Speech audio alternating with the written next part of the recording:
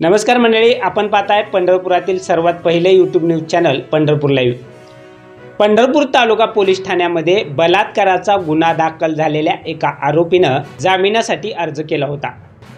सदर आरोपी हा 1 वर्षापासून तुरुंगात शिक्षा भोगत होता। अखेर उच्च न्यायालयाने या आरोपीला जामीन मंजूर केलाय।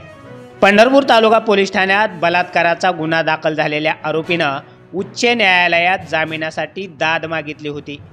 पोलिसांनी त्याच्यावर पोक्सो आणि ॲट्रॉसिटी कायद्याअंतर्गतही गुन्हा दाखल केला होता। त्याच्या जामीन अर्जावर न्यायमूर्ती अनिल किलोर यांच्या एकलपीठानं निर्णय दिलाय। पीडित मुलगी आरोपीसोबत माधवनगर सांगली येथे महिनाभर एकत्र राहिली होती।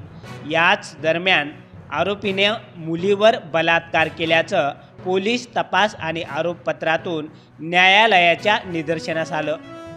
पीडित मुलगी आणि आरोपी हे दोघेही त्यांच्या कृतीचे परिणाम समजून घेण्याइतपत प्रौढ आहेत असं निरीक्षण न्यायालयानं नोंदवलंय। प्रथमदर्शनी दोघांचे प्रेमसंबंध असल्याचं दिसून येतंय।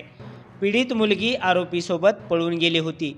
ती स्वतःच्या कृतीचे परिणाम जाणून घेण्याइतपत पुरेशी परिपक्व होती। या प्रकरणात अर्जदार आरोपी मागील वर्षभर तुरुंगात आहे।